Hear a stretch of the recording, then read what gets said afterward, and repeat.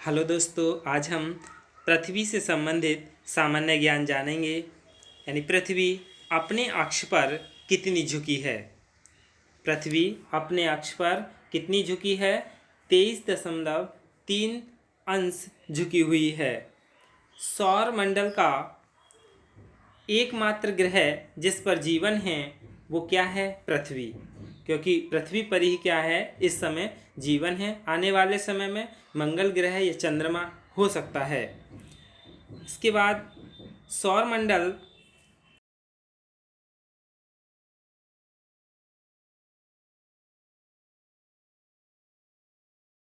का जो स्थान है वो 5वां है। पृथ्वी का विषुवतीय व्यास कितना है? पृथ्वी जो है इसका विषुवतीय व्यास कितना है? 12,756 किलोमीटर है। इसी तरह इसका ध्रुवीय व्यास 12,714 किलोमीटर है। पृथ्वी अपने अक्ष पर किस दिशा में घूमती है? पृथ्वी अपने अक्ष पर पश्चिम से पूर्व दिशा की ओर घूमती है। यानी पश्चिम से पूर्व की ओर घूमती है। पृथ्वी अपनी धुरी का चक्कर किस रफ्तार से और कितने समय में पूरा करती है? पृथ्वी अपनी धुरी का चक्कर 1610 किलोमीटर प्रति घंटे की चाल से और 23 घंटे 56 मिनट 4 सेकंड में पूरा करती है। पृथ्वी की किस गति से दिन और रात होता है? यानी घूर्णन गति से पृथ्वी की दिन और रात होता है। पृथ्वी की किस गति से साल बनते हैं? पृथ्वी की परिक्रमण गति से साल बनते हैं, यानी वर्ष बनते हैं। सूर्य की परिक्रमा करने में पृथ्वी को कितना समय लगता है? सूर्य की परिक्रमा करने में पृथ्वी को 365 दिन 5 घंटे 48 मिनट 46 सेकंड यानी कि 365 दिन 6 घंटे लगता है। पृथ्वी को सूर्य की एक परिक्रमा करने में लगे वक्त को क्या कहते हैं? यानी पृथ्वी सूर्य का एक जो परिक्रमा चक्कर लगाती है उसे क्या कहते हैं? एक सौर वर्ष कहते हैं। प्रत्येक सौर वर्ष या कैलेंडर वर्ष में कितना समय बढ़ जाता है? यानी 6 घंटा बढ़ जाता है। प्रत्येक सौर वर्ष या कैलेंडर वर्ष में 6 घंटे समय बढ़ जाता है। आकार और बनावट की दृष्टि से पृथ्वी किस ग्रह के समान है? यानी पृथ्वी का जो आकार और बनावट है वो किस ग्रह के समान है? शुक्र ग्रह के समान है। पृथ्वी को नीला ग्रह किस कारण से कहा जाता है? पृथ्वी को नीला ग्रह पानी की उपस्थिति के कारण कहा जाता है। सूर्य के बाद पृथ्वी का सबसे निकट का तारा कौन सा है? यानी सूर्य के बाद पृथ्वी का सबसे निकट तारा कौन सा है? Proxima Centauri. प्रॉक्सिमा सेंचुरी जो है वो पृथ्वी के निकट है। पृथ्वी का एकमात्र उपग्रह कौन सा है? चंद्रमा। चंद्रमा क्या है? पृथ्वी का उपग्रह है। चंद्रमा की सतह और उसकी आंतरिक स्थिति का अध्ययन करने वाला विज्ञान क्या कहलाता है? सेलेनोलॉजी। सेलेनोलॉजी क्या है? चंद्रमा की सतह और उसकी आंतरिक स्थिति का अध्ययन करने वाला विज्ञान है। चंद्रमा पर धूल के मैदान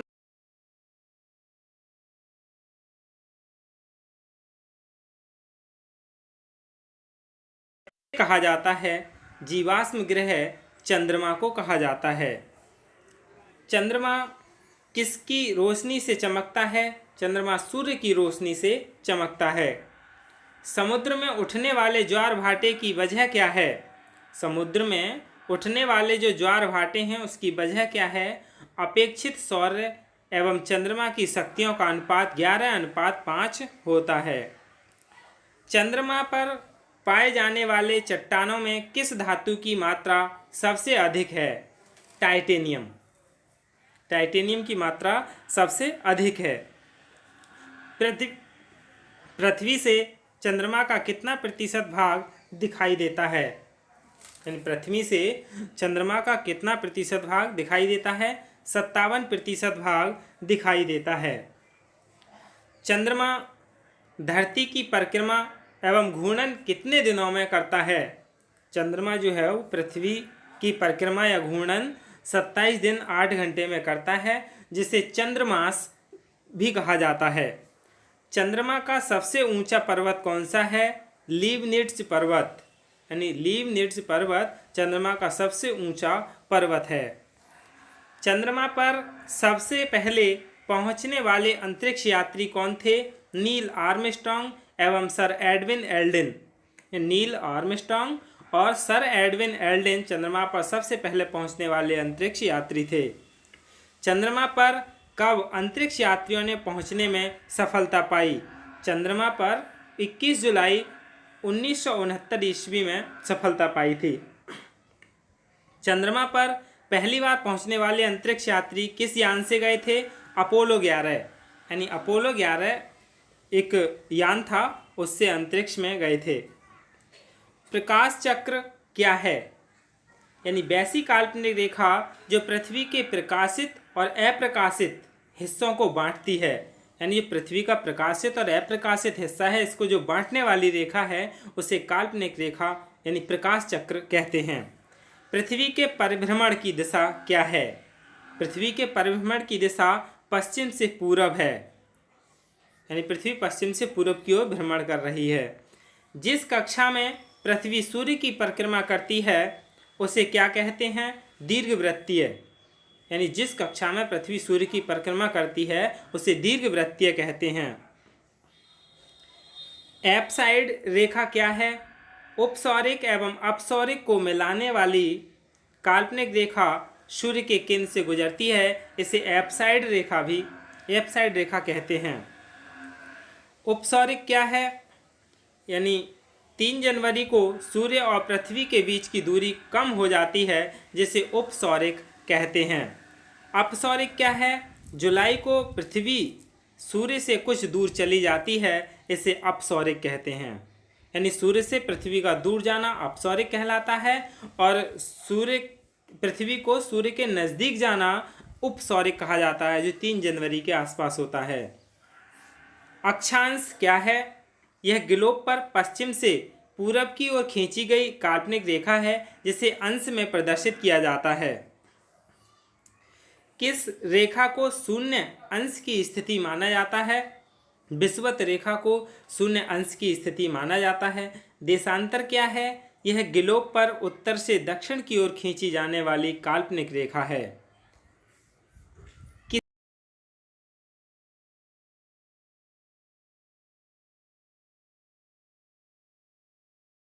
देशांतर रेखाओं के बीच की दूरी को गोरे कहते हैं। यानी गोरे कैसे कहते हैं? 2 देशांतर रेखाओं के बीच की दूरी को कहते हैं। सूर्य ग्रहण क्या है?